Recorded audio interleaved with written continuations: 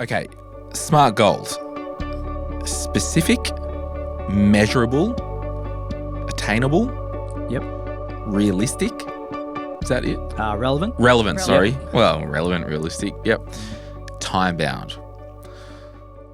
I think it's a good framework to start, but in my first book, Sort Your Money Out, do you remember how I talked about goals and I called them SMART yo goals? So I think one thing that we need to do, we actually need to make them your goals and have an order. And the reason I say that is, your spouse or partner, you could be nagging them, Rach, for years about car finance. No, joking. You could be nagging your spouse or partner, I need you to exercise. I want you to live longer. I need you to lose weight. That will never happen until it becomes their goal. You might have someone, you need to buy an investment property from the mum or the dad, or you're not going to do it until you actually own the goal. It's yours. There's residence. Like it's the horse to water thing. You've got to do that. And then I say order because it's very important when we talk about financial, and we'll overlay the sound financial house on the screen. For those who have known my teaching for years, I talk about building your financial life in the right order. Much like we'd build a house, we need solid foundations. There's a slab, there's goals that we want, and then investing as the roof. Now, you might want to start and have a banging share portfolio, but if you got credit card debt, well, don't have that as a goal. I need you to do things in the right order. So that's kind of my shtick when it comes to goal setting. The order is important. One thing I want to ask both of you about is we talked about mindset and our natural proclivity briefly. I'm not the type of person that can have 3 different savings accounts and I'll put $100 in that one for the holiday, $100 in that one for the car, $100 in that one for the new lounge.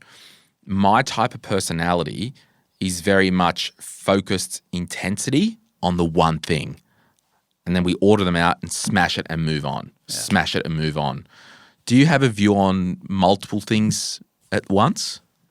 I know that I've worked with a lot of clients that are trying to get rid of debt. Yes. And I always think it's better to pick a debt that you want to get rid of and smash that out. And it's the psychology of it. It's the fact that I've got this little one here, and it might not be the highest interest, but it's the smallest one, even though it might be financially make more sense to go for this bigger one first. Take the bite-sized chunk, take your easy wins. Yeah, win the behaviour battle. Win the behaviour battle, and then as soon as you knock that one out, you feel that, that was easier than I thought, now let's go to the next one. But I think if you tried to pay off all 3 debts at the same time, it's harder. You're just treading water that's for too long. The same sort of thing. Just like with any of those goals, like John's goal with the running. As soon as you find yourself falling behind the line, it pushes you to go. If that didn't have a time-bound measurement, you wouldn't be cancelling plans to get out and get your swim done. And I've been saying it for a while lately. Like the time passes anyway, and you meet people. They're like, and it's recently been graduation season, and people. Mature-aged people graduating university, I just did that degree part-time over 5 years or something like that. Yeah. Like at the start, with a busy life 5 years ago, you were like, I don't have the time to do this. It's gonna take 5 years. The time's gonna pass anyway. I was at a 40th birthday at the end of last year, and it was late, and a few of the friends had a bit of tipple, and we're sitting around and we're geeing one of the older friends up in the group.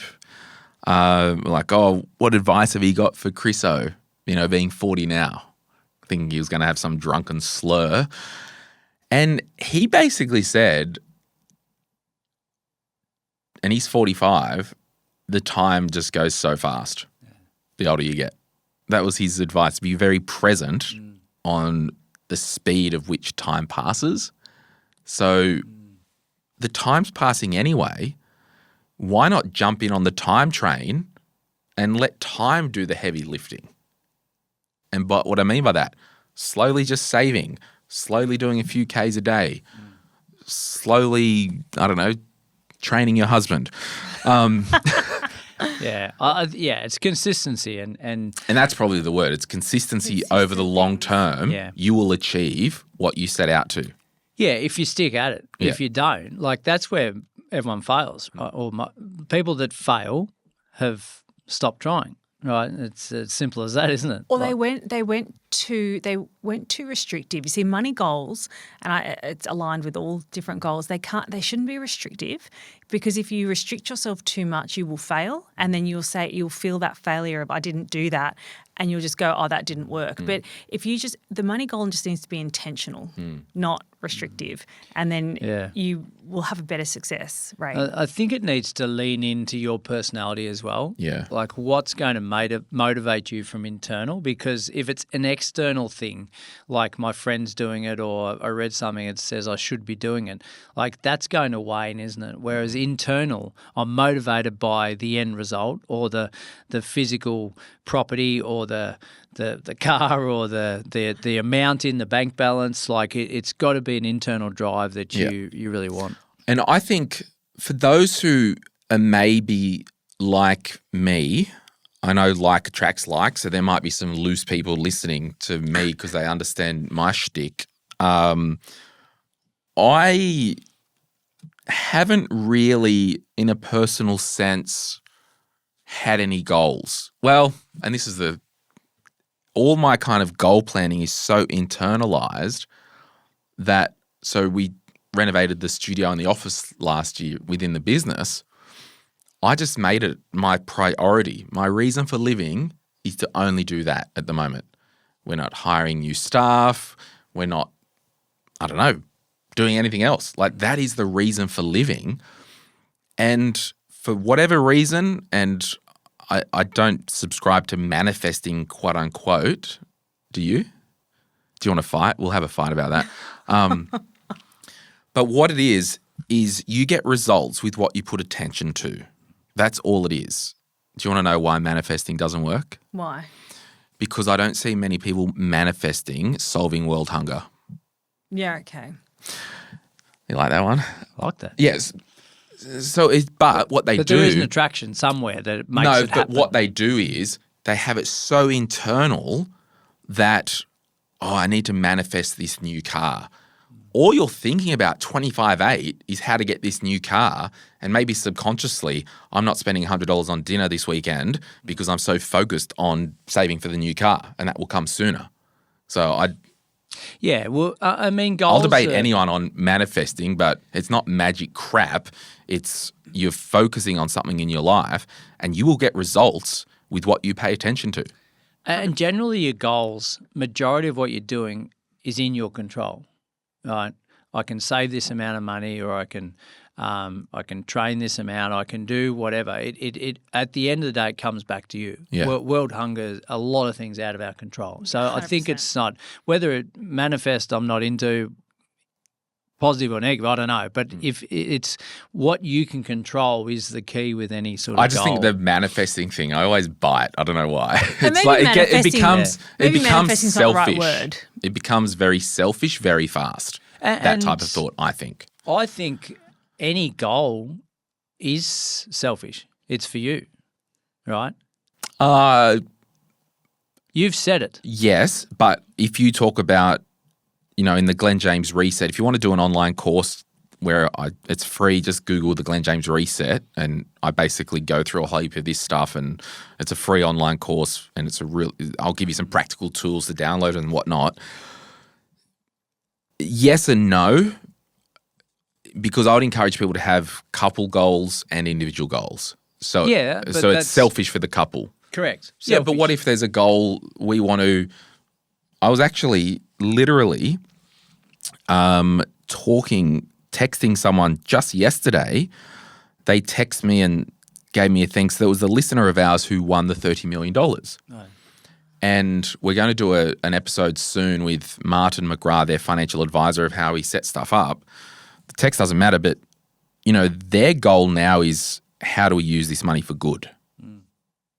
and I've sent them some charities. And that is probably an outlier to your question, but yeah, I don't think they have to be selfish. My goal could be I want to build up this business enough so I have a scholarship where I can pay for someone to do an investing course or something. Yeah, but it's yourself that is creating that. Yes. It's your business that it is for you. So I'm not saying selfish in a negative way. I'm just saying fact. the goal needs to be for self. 'cause Right? you've But got to that achieve goes it. back to your goal, like the smart yo goal. Yeah. It needs to be yours. It needs to resonate. Yeah, and I think we can go the other way and say, well, I'm that unselfish that I don't achieve my own goals, right? And that has its downfalls as well. You see it so much with mums that they always put themselves Correct. last Yeah. and they put their whole families first, so their goals don't get met. But when they start to focus on themselves, everybody wins. Everyone wins, correct. Yeah. So I think back to where I was talking about in my life, it has been if I want something, I just focus all my attention and effort to it and it kind of happens. The risk there, and I've said this with my own type of personality with budgeting, I know I can get the outcome, but if I really lean in, you can optimize it and even get a better outcome. So and get it sooner. So that's the challenge. And with our team, we now, for the first time ever in the business, each month I share with the team the business income. And we've got a goal for YouTube ad revenue. Now, on the scheme of things, the YouTube ad revenue, it's not a big amount in the business. Like it might be $4,000 or $5,000 a month. I mean, I'll take it. It's free money. We're working hard. But we had a goal at the start of the year. I want to try and do 3 months ongoing with at least $1,000 because the amounts weren't the thing. It was the goal. Let's try and get this $1,000 every month from YouTube ads, and the whole team works on that part of the business, and we're putting energy behind it, and now it's at least $4,000 a month. So, and it's been really good for the team so I think what I'm saying for the business owners there, number one, listen to the podcast, This Is Business. It's also on YouTube. For the business owners out there, while it might not be your natural shtick to have detailed written goals, it's been of benefit for my team to see the income and to have a goal because at least it's something we can all gather around. And does everybody in your team have the ability to impact that particular part of the business? Well, we all work on the YouTube. You're okay. So from Ryan and I here in the studio, when we record this content and produce it and do all that, gets uploaded. Sean, there's a full episode there of our background production, but Sean will go through and edit it, audio and video. Then Josh and Jess will go in and clip it up to split up the clips for YouTube. And then Rachel also glitch check. So she will listen and make sure so most things that go out, they have been listened to by someone else just to pick up glitches. We don't get it right all the time, and then Rach and or Jess will upload it and Josh will do the thumbnails for it. So it is a full team thing. It's one part of the business where the whole team is involved in it. Yeah. So it's Josh doing those thumbnails. Yeah. John. Someone commented that, Josh, you didn't do Rachel any favours on that thumbnail. Somebody said to me, Just who tell have him. you hurt Yeah. in Josh, Glenn's team? sort out the thumb dogs. Come on. Yeah, so I don't know. What I would probably encourage everyone to do kind of in finishing this start of the year attaboy, attagirl episode, what's something that financially you are not happy with in your life? Because sometimes when you talk about purpose in life, it could be like, what actually keeps you up at night that you cannot stand? It could be, I hate injustice of kittens getting left on the side of the road. All right, volunteer at the cat shelter. Like a lot of the time, look at the stuff that really grinds you. So what in your life are you not happy with financially? And that could be my emergency fund isn't where it should be. I'm spending too much on Uber Eats. I'm not saving enough. I'm tight ass and won't get income protection. Look at something that annoys you and try and list even one or two things only to start with. Yeah, no, good call. It's got to mean something to you that gets you out the door to be able to action it. And I think one thing that we haven't really spoken about is prioritizing it in your life, but maybe even diarising it. So you're blocking it out in your day, time spent on that particular goal, and nothing's going to take the place of that. Again, if it's high enough in the priority order, we've got to dedicate our time, so we block that out. Even on the financial side, because I'm ordering a lot of my dinners and lunches from Activate, and they deliver up here from the coast. Since I do a weekly food order, and on the surface, right, peeps, it's actually could be seen as expensive to buy and have meals delivered. Like if it's $13, $14 per meal once it's delivered, right? But over the last 6 months, my weekly spend automatic category that I transfer out of my cash hub to my spending account, for the first time ever, I've dropped that $50. So I'm spending more on the food, quote unquote. This kind of goes back to the car thing where you look on paper, like everyone will always at me in the comments, like you need to get the cheapest index fund in the world and you need to get the cheapest brokerage account, don't use a custodian. Like there is this thing with it makes sense on paper in the spreadsheet, but when it's out there in the field, come at me. I'm spending more on my food, but on balance, I'm saving $50 a week because the underlying thing there is planning and organisation. And you might have spent that extra $50 at the supermarket. Well, if you drop in and do the shop, and what I've also done to stop spending, I cannot tell you the last time I went and did groceries at the supermarket.